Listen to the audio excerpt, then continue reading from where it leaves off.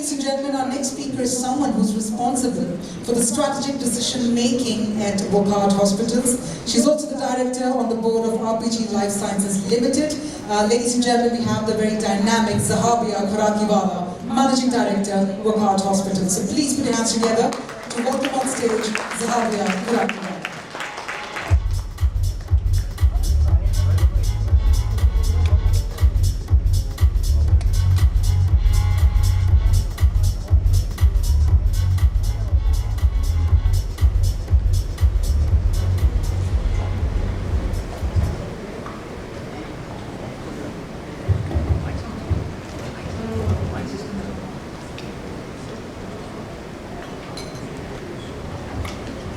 Hi, good afternoon everyone.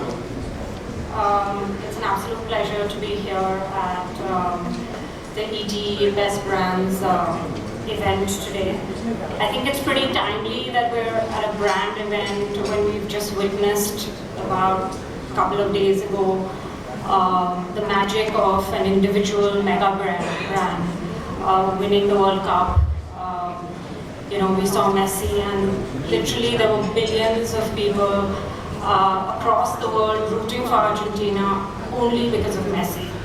And I think that really kind of speaks of the power of a brand when it is able to generate that kind of warmth, adulation, respect over the years, that you can galvanize that kind of rooting for an entire team because of an individual brand's power.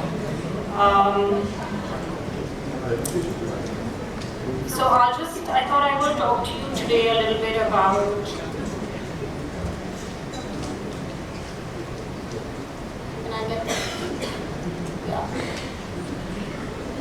So I thought I'll talk to you today a little bit about my journey. It's been a little over a decade that I have been enrolled as Managing Director for Wockhardt Hospitals. And when I started off, I could have the presentation, please.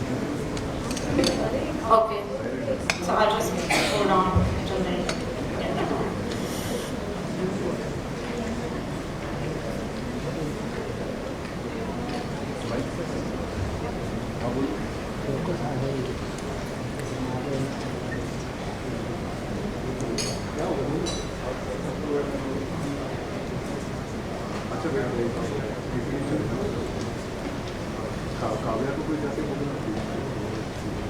As we're waiting for this thing to come out, I'm just curious to know, are there any healthcare professionals in the audience? Okay, a couple of them. So most of y'all are not on healthcare, so it just kind of gives me a little context to speak. It's on, okay. Okay, so so when I stepped in as Managing Director over a decade ago, at that point in time, the company had gone through a major divestment. We had divested all our metro city hospitals. These were the flagship hospitals for the group at the time. And what part of the business remained was the Tier 2 city hospitals. We were the first corporate at the time to enter the Tier 2 cities, and these hospitals were young, about 2-3 years in their journey of evolution. And today, where we're at is that we have two large flagship hospitals in Mumbai. One is in Bombay Central, in the south part of the city, and the other one is in Mira, which is in the northern part of the city. These are both large 300-bedded facilities, state-of-the-art technology, and stellar clinicians that we have on board. In fact, our South Bombay Hospital is also accredited by Joint Commission International. Joint Commission International is essentially an American-based accreditation body, which is the gold standard for quality accreditation across the world. So they come in every 3 years and certify you on a regular basis. So there are only about 50 odd hospitals that have JCI in the country. So it's not very common, and it requires meeting very high levels of standards of quality, care, safety, etc.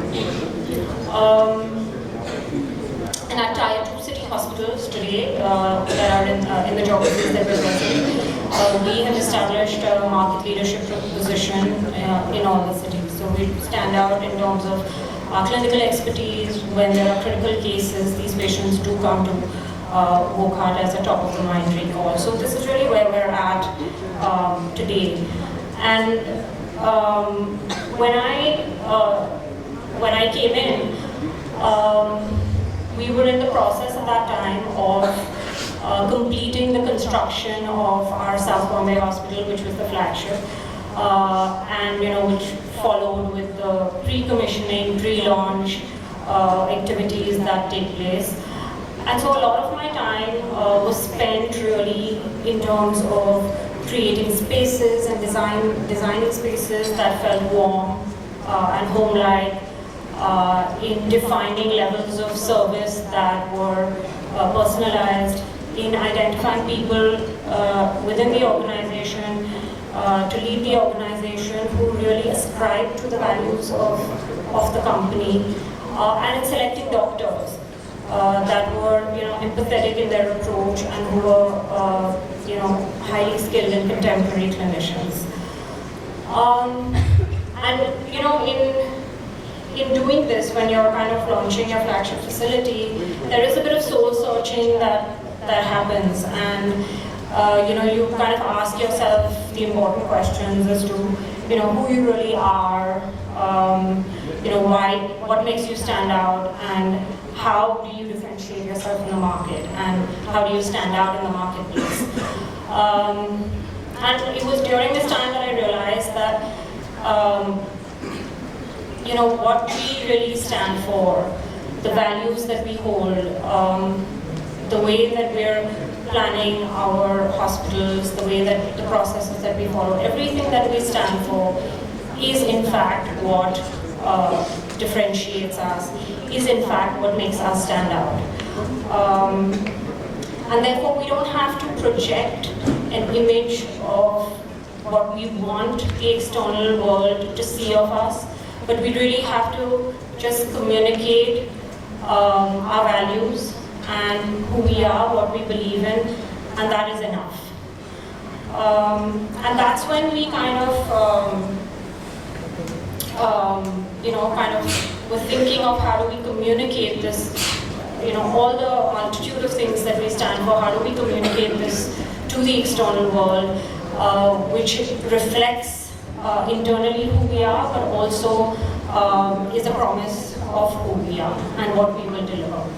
And that's when we coined and encapsulated our motto, our ethos, which is Life Wins. Life Wins is what every Wockhardian, every doctor, we live by, we work for every single day. It is also the promise of the brand to our patients and our relatives.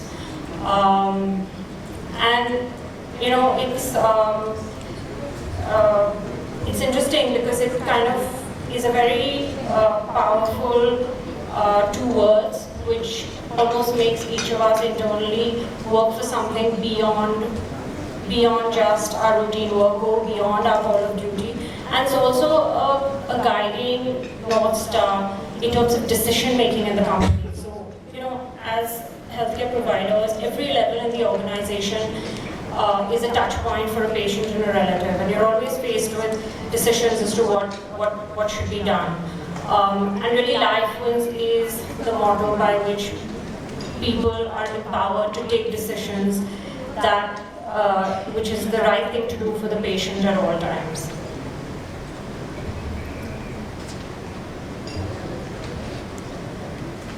So, when you think of Life Wins, it encapsulates every aspect of the organization. But really, if I was to really touch on three very important aspects that are very important for us and in healthcare, the The first is, of course, the doctors. So the doctors are very critical are the most important aspects of driving and delivering the value that we bring to our patients. And therefore the selection of these doctors is critical.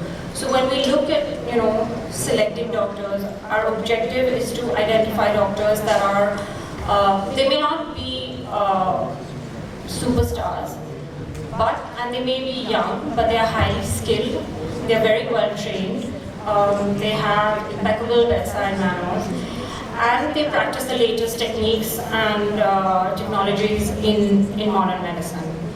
And the second aspect of it, which is related to the doctors, but it's not enough to have the best doctors, in order to have the best clinical outcomes.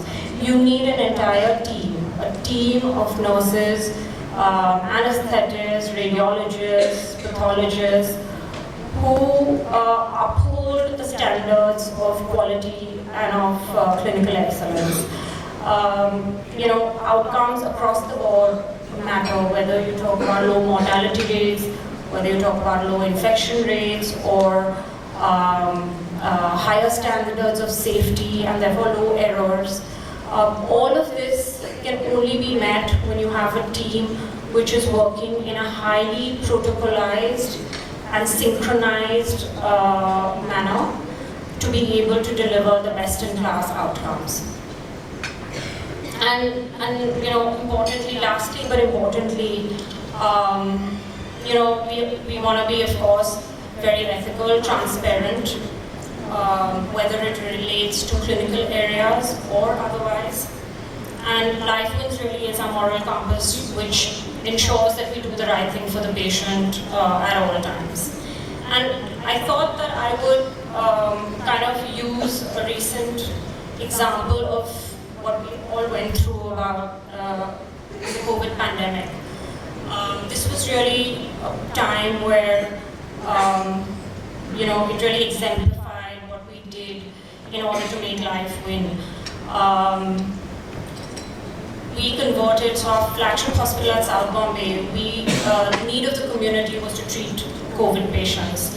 And literally overnight, we were the only hospital in South Bombay that really converted our entire facility to be a COVID facility, because that is what the need of the hour was. We allocated about 500 beds across our group. Almost 150 plus of those were ICU beds that were treating COVID patients, because it is what was required. Our clinicians, what mattered really was not just treating the patients, but really treating the patients and being able to deliver the outcomes that we wanted. And so all our senior clinicians, whether they were the director of the critical care unit, senior intensivists, were on the ground. They were leading by examples, setting up SOPs themselves. And this is what really enabled us, and we're really proud today when we look at the outcomes that we've had during COVID. We had a mortality of just 5.3% when you compare it to global mortalities of hospitalized patients, which was at around 17%. This is largely Western data. And this really was because of the commitment at the very top from our doctors to really commit to the ethos of saving every life that they could. Over the pandemic, we've treated almost 15,000 patients. And of course, after the pandemic, we've vaccinated about 4 lakh people as well. With that, I think I would just like to end very quickly with a video.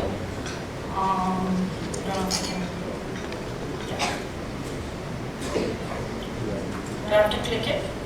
Yeah. Can I have the sound?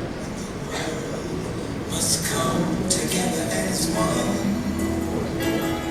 There are people dying.